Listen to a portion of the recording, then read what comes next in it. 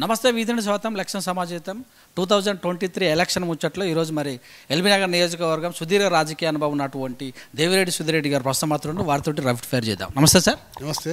Thank you sir, thank you very much. ఇంత బిజీలో కూడా ఎలక్షన్ సీజన్కి 5 నెలల్లో కేసీఆర్ అన్నట్టుగా కూడా ఎలక్షన్స్ చూస్తున్న సందర్భంలో కూడా మాకు ఇంటర్వ్యూ ఇచ్చారు, చాలా ధన్యవాదాలు. సుధీర్ రెడ్డికే మళ్ళీ ఎందుకు టికెట్ ఇవ్వాలి ఎల్బీనగర్లో అని నేను అంటలేనుగా, ఇష్టం ఉంటే వాళ్ళకి ఇస్తారు, లేకపోతే లేదు. మాటలు సుధీర్ రెడ్డికి ఎందుకు ఇవ్వాలి, ఇక్కడ 4 స్తంభాల ఆట నడుస్తుందని కూడా ఒక మాట అంటారు.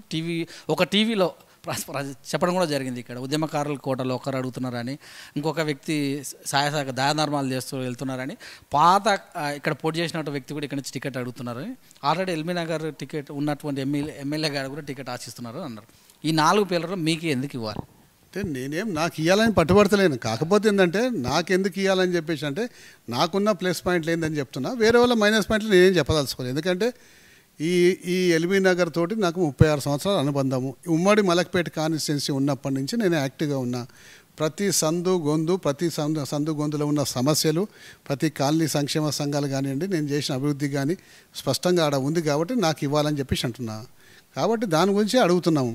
నాకే ఇవ్వాలని అంటలేం, కానీ నాకన్నా బెటర్ క్యాండిడేట్ దొరికితే ఇచ్చేయమని చెప్పండి, నాకేం అభ్యంతరం లేదు. మొత్తం మీద చూస్తే సుధీర్ రెడ్డి మీద గతంలో కొన్ని అంటే ఇప్పుడు అప్పటికి కూడా ఆయన ఎమ్మెల్యేగా ఉంటే ఆయన పార్టీ కార్పొరేటర్లు గెలవరు, ఆయన ఎమ్మెల్యేలు ఉంటే ఆయన పార్టీ కార్పొరేటర్లు గెలిపించుకోరు అని కూడా ఒక టాక్ ఉంది. దీని మీద ఏం చెప్తారు? అంటే 2-3 సార్లు ఓడిపోయినారు, దానికి గెలిపించుకోరు అనే దానికి కరెక్ట్ కాదు. ఎందుకంటే మొన్న నా పార్టీ కార్పొరేటర్లతో పాటు సబితా ఇంద్రారెడ్డి పార్టీ ఇద్దరు ఉంటే అవి ఓడిపోయినరు, మలక్పేట ఉండే అది ఓడిపోయినరు, దాని తర్వాత సైదాబాద్ ఓడిపోయినరు, ఐఎస్ఆర్ ఓడిపోయినరు. ఎప్పుడైనా సరే ఈ ఎగ్జాంపుల్ చెప్తే దాని పరిసరాల్లో ప్రాంతాల్లో ఉదాహరణలు ఎవరు చూపెట్టారు? నెంబర్ 1. రెండవది 2016లో అన్ని పార్టీ ఎమ్మెల్యే కార్పొరేటర్లు అందరూ ఓడిపోయినరు. అప్పుడు హైదరాబాద్ సిటీలో ఉన్న అన్ని కాన్స్టిట్యున్సీలో వైప్ అవుట్ అయింది కాంగ్రెస్. అది చెప్పరు, మీ దగ్గరనే ఎందుకు ఓడిపోయినారని చెప్పేసి అడతారు. కాబట్టి అన్ని ఏరియాలలో గెలిచి నా దగ్గర ఓడిపోతే మరి అంతటా గెలిచిన మీ దగ్గర ఎందుకు ఓడిపోయినాయని ప్రశ్నిస్తే బాగుంటుంది. ఈరోజు మొన్న నా దగ్గర ఓడిపోయినారు. అంతకన్నా ముందు మొన్న 11 సీట్లు ఓడిపోయినా నేను ఒప్పుకుంటా, కాదంటలేను. కానీ హైదరాబాద్ నగరంలో దాదాపు 48 సీట్లు గెలిచింది బీజేపీ పార్టీ. సుధీర్ రెడ్డి గారి దగ్గర ఓడిపోయింది, మిగతా 37 సీట్లు ఎట్లా గెలిచిందని చెప్పేసి అడుగుతానన్నా బాగుంటుంది. ఆ విధంగా క్వశ్చన్ వేయరు మీరు. కాబట్టి నా దగ్గర ఓడిపోయినరు, నేనేం దాని సాకులు వెతుకుతలేను. ఓడిపోయినరు, దానికి 2-3 రకాల కారణాలు ఉన్నాయి. కానీ నేనేదో ఓడగొట్టినని లేకపోతే నేనేదో ఇది చేసినని మాత్రం కరెక్ట్ కాదు. ఎందుకంటే గెలవాల్సింది వాళ్ళే, టికెట్లు ఇచ్చినాం, గెలవాల్సింది వాళ్ళే. గెలుస్తేనేమో మా బలం, ఓడిపోతే సుధీర్ రెడ్డి మీద నెట్టుతా అంటే కూడా కరెక్ట్ కాదని చెప్పి నా ఒపీనియన్. సో గతంలో మీ సర్వే చేసుకుంటే ఇక్కడ కాంగ్రెస్ నుంచి పార్టీ మారినందుకు ప్రజలు గుర్రుగా ఉన్నారు సుధీర్ రెడ్డి మీద అని ఒక టాక్ వినబడింది. సో ఇప్పుడు ఎలా ఉంది పరిస్థితి? అంటే ఇప్పుడు నేను కాంగ్రెస్ నుంచి బీఆర్ఎస్ పార్టీలకు వచ్చేటప్పుడు కరెక్ట్ చెప్పి రావాల్సి ఉండే పార్టీలకు. అప్పుడు కరెక్ట్ నేను చెప్పలేకపోయినందుకు నా మీద చాలా కోపంగా ఉన్నప్పుడు వాస్తవమే. కానీ నేను వచ్చింది బీఆర్ఎస్ పార్టీకి ఒక 5 కండిషన్లు పెట్టి వచ్చిన. 5 కండిషన్లు ఇప్పుడు సాల్వ్ చేసుకున్న. కఠినమైన కండిషన్లు. ముఖ్యమంత్రి గారు మా నియోజకవర్గం మీద దయచేసి నేను పెట్టిన కండిషన్లన్నీ కూడా పూర్తి చేసింది. కాబట్టి ఎల్బీనగర్ తరఫుకి వెళ్ళి ముఖ్యమంత్రి గారికి ధన్యవాదాలు తెలుపుకుంటున్నాను. సో మొత్తం మీద చూసుకుంటే ఈ ఫ్లైఓవర్లు అన్నీ కూడా నేను ఇన్ఛార్జ్గా ఉన్నప్పుడే వచ్చాయి, ఇప్పుడు వచ్చి చేసింది ఏం లేదని కూడా ఒక టాక్ మీ పార్టీలో ఉన్న వ్యక్తులు చెప్తాను. దీని ఎలా చూడండి, స్టార్ట్ కాగానే ఫినిష్ కాదండి. స్టార్ట్ అయినాక ఫినిషింగ్ దాకా తీసుకుపోవాల్సిన ముఖ్యమైన బాధ్యత. ఫ్లైఓవర్ల కింద ఉండే పెద్ద వాటర్ లైన్లు, పెద్ద కేబుల్లు, పెద్ద సివేజ్ లైన్స్, అవన్నీ శ్రద్ధ తీసుకొని రోజువారీ వెంటబడితే ఈరోజు పూర్తయినాయండి. ఆ పూర్తయ్యే కార్యక్రమాన్ని సక్రమంగా నిర్వర్తించడాన్ని మాత్రమే చెప్పిన. ఫ్లైఓవర్లు ఏమో నేనే శాంక్షన్ చేయించానని చెప్పలేదు. కాకపోతే ఫ్లైఓవర్ శాంక్షన్ అద్భుతంగా దాని యొక్క కార్యాచరణ స్పీడ్గా తీసుకుపోయినా, కరోనా టైంలో అందరూ కూడా ఇళ్లలో పడుకున్నప్పుడు అధికారులందరినీ సమీకరించిన, ఇప్పుడే ట్రాఫిక్ లేదు, ఇప్పుడే పూర్తి చేయగలుగుతారు, రోడ్డు తవ్వకాలు కానీ పైప్ లైన్ లేయకాలు కానీ ఇప్పుడే వీలవుతుంది, మళ్ళీ మీకు వీలు కాదని చెప్పేసి బాగా day to day follow up చేసి ఇవాళ పూర్తి చేసినాం. ఇవాళ ఉప్పల్లో ఫ్లైఓవర్ అవుతున్నాయి, మన నెంబర్ దగ్గర ఫ్లైఓవర్లు అవుతున్నాయి. అది ఇంకా 2 ఏళ్ళ దాకా పూర్తి కావు. మరి నా దగ్గర ఎందుకు పూర్తి అయినాయండి? దాని ఇంకా నేను భర్తనేగా పూర్తయింది, దానంతలో అయ్యే పూర్తి కాలేగా. కాబట్టి నా యొక్క ప్రమేయంగానే ఈ పూర్తి కావడానికి నా యొక్క శక్తియుక్తులు కానీ చాలా ఉపయోగించిన కాబట్టి పూర్తి అయింది. కేటీఆర్ గారు కూడా అదేవిధంగా సహకరించింది కాబట్టి పూర్తి చేయగలిగినాం.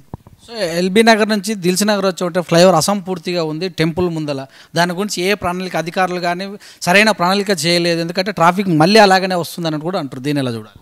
అంటే ట్రాఫిక్ ఆ టెంపుల్ ప్లేస్ ఒక 10 ఫీట్లు అడిగినాము, ఇస్తా అన్నారు. ఫస్ట్ ఎప్పుడెప్పుడో ఇస్తా అన్నారు. దాని తర్వాత మాట మార్చింది. అంటే మాట మార్చిందంటే భారతీయ జనతా పార్టీ, కాంగ్రెస్ పార్టీ వాళ్ళని ఎగదోసి మీరు టెంపుల్ అట్టెట్ట తీస్తారని చెప్పి రాజకీయం చేయడం వల్ల ఆగిపోయినరు.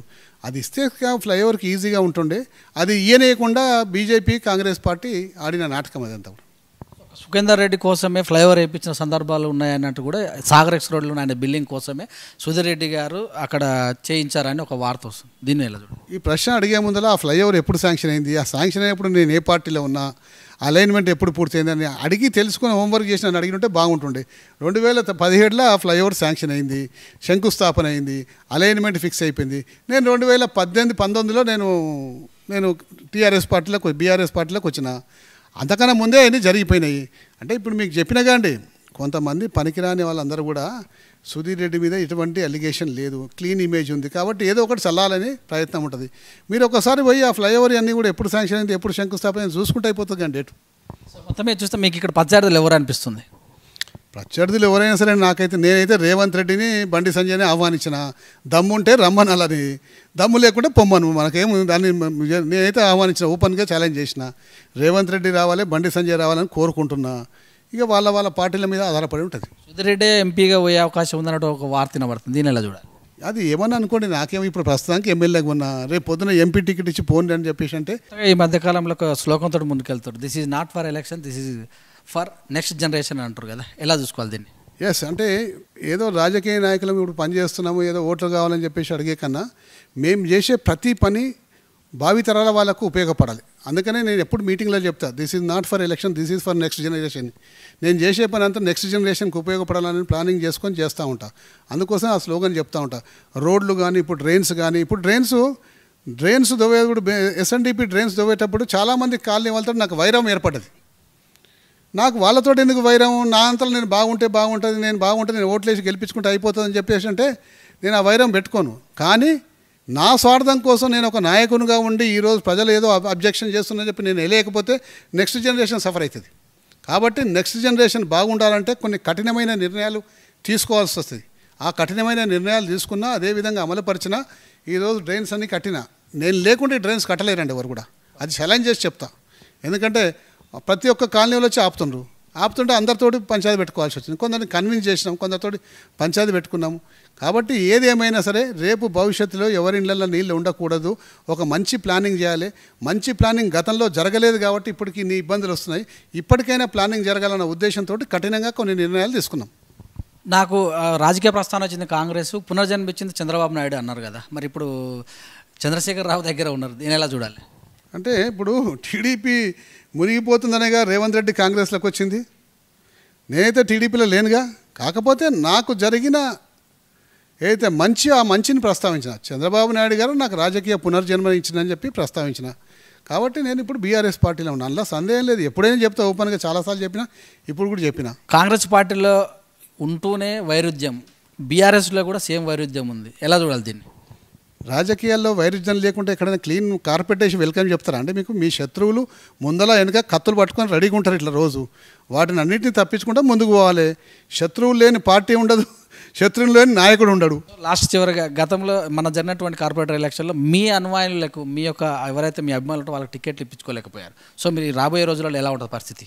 అంటే రాబోయే రోజుల్లో అప్పటి పరిస్థితిని అంచనా వేసుకొని అప్పుడు ఎవరు గెలుస్తారు, ఎవరు గెలవరు, అప్పుడు పరిస్థితులు, అప్పుడు డివిజన్స్ చేంజ్ అయితేమో, అవి వార్డులు చేంజ్ అయితేమో, ఆ వార్డులకు అనుగుణంగా ఎవరికి బలం ఉందన్న సంగతి చూసి టికెట్లు ఇస్తాం. ప్రజలకు ఏం చెప్తారు? ప్రజలకేంది, ఈ ఎల్బీ నగర్ని ఒక అద్భుతమైన కాన్స్టిట్యున్సీగా ఈ రాష్ట్రంలో నిలబెట్టాల్సుకున్నాం. కొన్ని పనులు చేసినాము, ఇంకా పనులు చేయాల్సినవి. అలాగే ఆ రాబోయే చేయాల్సిన పనులకన్నిటి కూడా కార్యాచరణ రూపకల్పన చేసినాము. కాబట్టి తప్పనిసరిగా రాబోయే రోజుల్లో ఒక అద్భుతమైన ఎల్బీ నగర్ని ఈ ప్రజలకు అందిస్తా అని చెప్పి సందర్భంగా మనం చేసుకుంటాం. Thank you very much. Right, thank you. ఇదండి మరి ర్యాపిడ్ ఫైర్లో ఈరోజు మరి ఎల్బీ నగర్ ఎమ్మెల్యే గారు సుధీర్ రెడ్డి గారితో ర్యాపిడ్ ఫైర్ చేస్తాం. మరొక అంశంతో మరోసారి వారితో ముచ్చడిద్దాం. అంతవరకు చూస్తుంటే విత్ న్యూస్ లక్ష్యం సమాజం కెమెరా నాకిల్తో మీ సురేష్ దండ.